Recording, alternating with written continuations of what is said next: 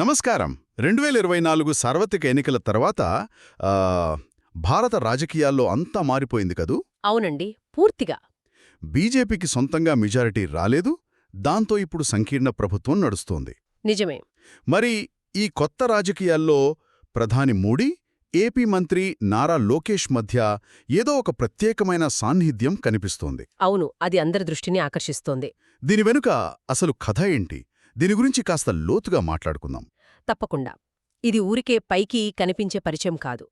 దీని వెనుక కొన్ని స్పష్టమైన రాజకీయ వ్యూహాలున్నాయని జర్నలిస్ట్ పెద్దాడ నవీన్ గారు రేపటి కోసం పత్రికల్లో విశ్లేషించారు. ఓ, పెద్దాడ నవీన్ విశ్లేషణ అయితే ఆసక్తికరంగా ఉంటుంది. అవును, ఆయన విశ్లేషణ ఆధారంగానే మనం ఈరోజు అంటే మారుతున్న కేంద్ర రాష్ట్ర సంబంధాలు, సంకీర్ణ రాజకీయాల అవసరాలు, ఇంకా ముఖ్యంగా రాష్ట్రాల్లోని యువ నాయకులతో మోదీ ఎలా వ్యవహరిస్తున్నాడన్నది చూద్దాం. సరే, ముందుగా అసలు ఈ పరిస్థితి ఎలా వచ్చింది? అంటే ఎన్నికల ఫలితాలు ఈ సమీకరణాలకు ఎలా దారితీశాయి? అంటే చూడండి, బీజేపీ 240 సీట్ల దగ్గరే ఆగింది కదా. అవును, ప్రభుత్వ ఏర్పాటుకు మిత్రపక్షాల మీద ఆధారపడాల్సి వచ్చింది. ముఖ్యంగా టీడీపీ మీద. సరిగ్గా. టీడీపీకి 16 ఎంపీలున్నారు. వాళ్లు ఎన్డీఏలో రెండో అతిపెద్ద పార్టీ అయ్యారు. పూర్ణంతాన్. దాంతో ప్రభుత్వ మనుగడకు చంద్రబాబు నాయుడు, ఇంకా భవిష్యత్ నేతగా చూస్తున్న లోకేష్ల మద్దతు అది తప్పనిసరి అయింది. ఇది సంకీర్ణ రాజకీయాల్లో ఒక అనివార్యతనమాట.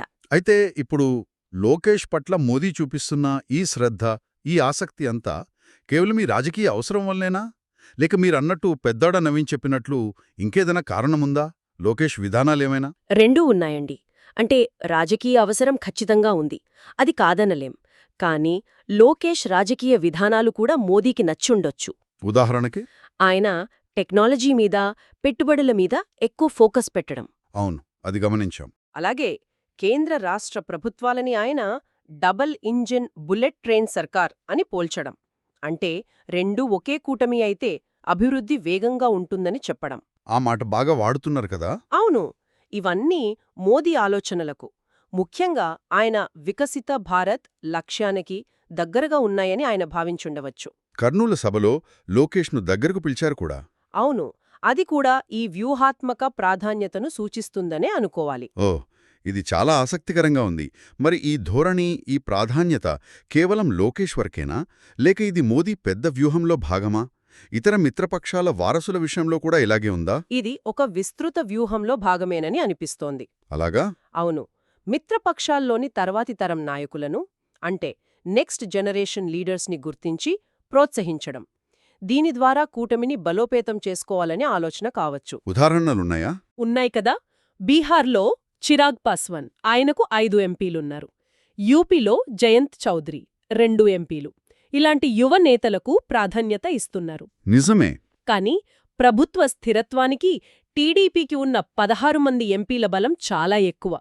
అందుకే లోకేష్కు దొరుకుతున్న ప్రాధాన్యత ఇంకాస్త ఎక్కువగా కనిపిస్తోందన్నమాట. అంటే మొత్తం మీద ఈ బంధం వెనుక చాలా స్పష్టమైన రాజకీయ లెక్కలు, అవసరాలు ఉన్నాయన్నమాట. ఒక రకంగా ఇది విన్ విన్ సిచ్యువేషన్ లాంటిదా? నిస్సందేహంగా. ఖచ్చితంగా ఇది పరస్పర ప్రయోజనం కోసమే. ఎలాగా? చూడండి, ప్రభుత్వ స్థిరత్వానికి మోదీకి టీడీపీ మద్దతు కావాలి. అవును. అలాగే లోకేష్కు జాతీయ స్థాయిలో గుర్తింపు రావడానికి, కేంద్ర సహకారంతో రాష్ట్రానికి మేలు చేయడానికి మోదీతో ఈ సాన్నిహిత్యం అవసరం. పెద్దాడ నవీన్ విశ్లేషణలో కూడా ఇదే ఉందా? అవును, ఆయన అదే సూచించారు. అంటే ఇది అభివృద్ధి రాజకీయాలు చేసే వారసులకు తన మద్దతు ఉంటుందని మోదీ ఇతర ప్రాంతీయ పార్టీలకు ఇస్తున్న ఒక సిగ్నల్ కూడా కావచ్చు అని. అంటే మారుతున్న కేంద్ర రాష్ట్ర సంబంధాలకు ఇదొక నిదర్శనం అంటారా సంకీర్ణ ధర్మం ప్రకారం? ఖచ్చితంగా. కొత్త కేంద్ర రాష్ట్ర సంబంధాల డైనమిక్స్ ఇవి. మొత్తం మీద చూస్తే మోదీ లోకేష్ల మధ్య ఈ సాన్నిహిత్యం వెనుక సంకీర్ణ రాజకీయాల అవసరాలు, భవిష్యత్ నాయకత్వ వ్యూహాలు, కొత్త కేంద్ర రాష్ట్ర సంబంధాలు, పరస్పర ప్రయోజనాలు ఇవన్నీ ఉన్నాయని స్పష్టంగా అర్థమవుతోంది. అవునండి, ఇది కేవలం 2 వ్యక్తుల మధ్య బంధం కాదు. మారుతున్న భారత రాజకీయాలకిది అద్దం పడుతుంది. నిజమే. అయితే ఇక్కడ మనం ఆలోచించాల్సిన ఒక ముఖ్యమైన ప్రశ్న మిగిలింది. ఏమిటది? రాజకీయ అవసరాలు, ఈ సంకీర్ణ ధర్మం కోసం ఏర్పడుతున్న ఇలాంటి వ్యూహాత్మక బంధాలు, ఇవి లాంగ్ రన్లో అంటే దీర్ఘకాలంలో ప్రాంతీయ పార్టీల స్వయం ప్రతిపత్తిని ఎలా ప్రభావితం చేస్తాయి? అది కీలకమైన ప్రశ్న. అలాగే వాటి భవిష్యత్ నాయకత్వాన్ని, కేంద్ర రాజకీయాలను ఎంతవరకు ఎలా మారుస్తాయి? ఇది భవిష్యత్తులో ఎలాంటి రాజకీయ పరిణామాలకు దారితీస్తుందో చూడాలి. ఖచ్చితంగా ఆలోచించాల్సిన విషయం. సరే, ఈనాటి విశ్లేషణకు ధన్యవాదాలు. మీకు కూడా. మీకు కూడా.